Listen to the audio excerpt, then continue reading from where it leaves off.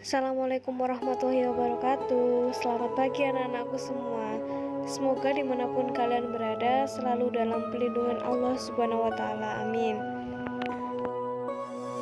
Sebelum kita memulai pembelajaran hari ini, marilah kita berdoa terlebih dahulu dengan tujuan agar pembelajaran kita hari ini berjalan dengan lancar dan mendapatkan manfaat. Berdoa. Mulai.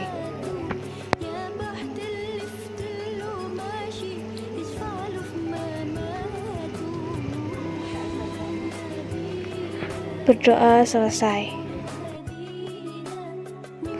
Oke, hari ini kita akan belajar tentang struktur dan kebahasaan teks cerita fantasi. Pertama-tama kita akan belajar tentang struktur. Kira-kira apa saja sih struktur teks cerita fantasi? Struktur teks cerita fantasi pasti ada judul ya. Yang pertama, orientasi atau pembuka atau pengenalan cerita. Yang kedua, komplikasi atau konflik masalah yang terjadi dalam cerita. Dan yang terakhir yaitu resolusi atau penyelesaian. Apa itu orientasi? Orientasi yaitu pengenalan. Maksudnya, pengarang di sini mengenalkan kepada pembaca tentang tema, tokoh, latar, penokohan, seperti itu. Yang kedua yaitu komplikasi. Komplikasi ini berisi pokok permasalahan dari cerita yang disampaikan kepada pembaca, yaitu berisi mulai dari menuju konflik atau puncak permasalahan sampai ke puncak permasalahannya. Yang terakhir yaitu resolusi. Resolusi atau biasa disebut dengan penyelesaian. Jadi pada struktur resolusi ini berisi tentang penyelesaian dari suatu permasalahan tadi. Pada penyelesaian, cerita bisa berakhir sad ending atau berakhir kesedihan, dan bisa berakhir happy ending atau berakhir dengan kebahagiaan. Untuk cerita imajinasi beserta strukturnya, kalian bisa melihat pada lampiran Microsoft Word yang sudah saya siapkan. Selanjutnya kita akan mempelajari tentang ciri kebahasaan dari teks narasi cerita fantasi atau imajinasi. Apa saja ciri kebahasaannya? Mari kita pelajari bersama. Yang pertama, cerita fantasi itu menggunakan kata kiasan atau menggunakan majas metafora. Apa itu kata kiasan? Jadi, kata yang digunakan adalah kata yang tidak sebenarnya dengan tujuan membuat kata tersebut lebih menarik. Contohnya, Raja Siang. Raja Siang itu siapa? Matahari. Raja Malam. Siapa Raja Malam? Itu bulan. Agar kalian bisa lebih memahami tentang apa itu kata kiasan dan majas metafora, kalian dapat mengepas atau menjeda video dan membaca pengertian dan contoh-contohnya.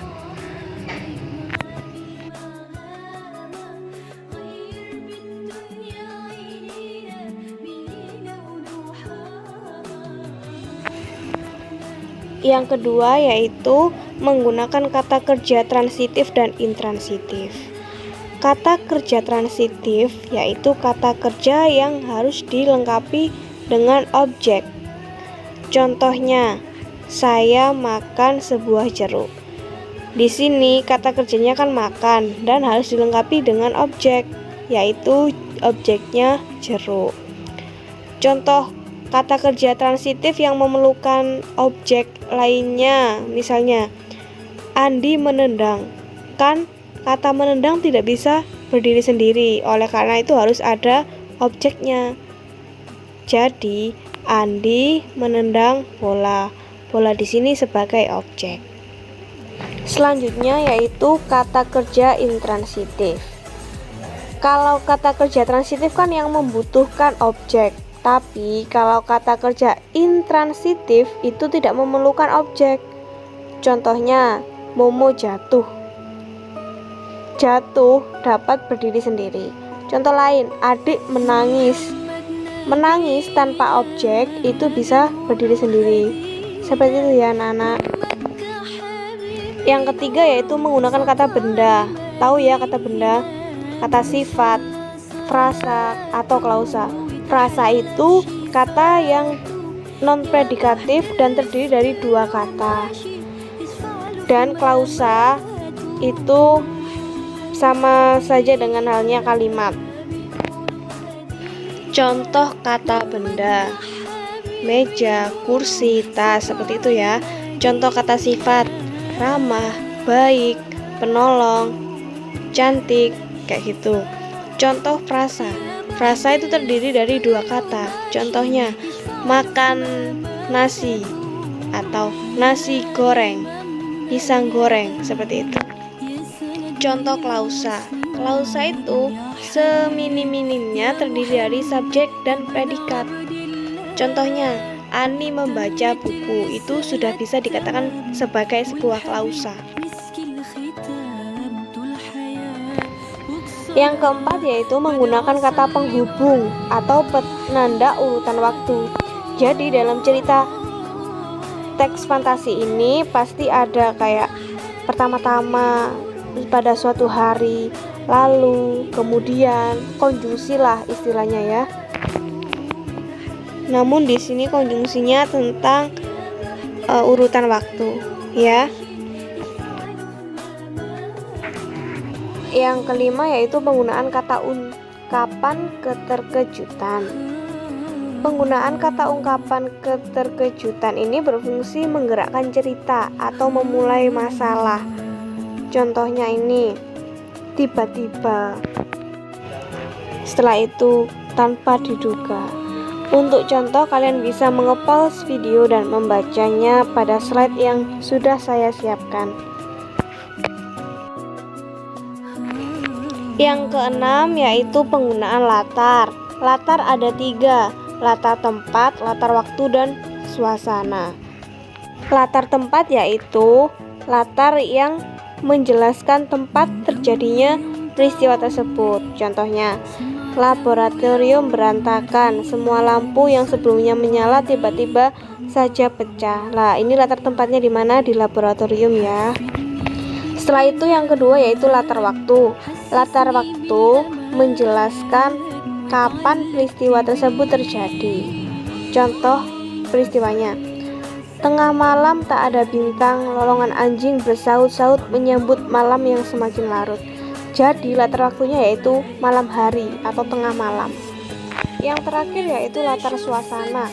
Latar suasana menjelaskan keadaan atau suasana yang terjadi pada peristiwa tersebut. Contoh kalimatnya: angin berhembus kencang di sisi kiri tubuhku. Ada seseorang yang sedang memperhatikan dan mengintaiku. Ini suasananya gimana? Tegang ya, kayak menakutkan gitu. Soalnya ada yang mengintai. Ciri kebahasaan dari teks cerita fantasi yang terakhir yaitu penggunaan dialog atau kalimat langsung. Udah bisa ya cara menulis dialog. Cara menulis dialog yaitu harus ada tanda kutipan langsung atau tanda petik 2, dan biasanya diakhiri dengan kata si A, ucap si B, seperti itu. Itu tadi materi tentang struktur dan ciri kebahasaan dari teks cerita fantasi. Semoga apa yang kita pelajari hari ini bermanfaat. Sekian dari saya. Wassalamualaikum warahmatullahi wabarakatuh.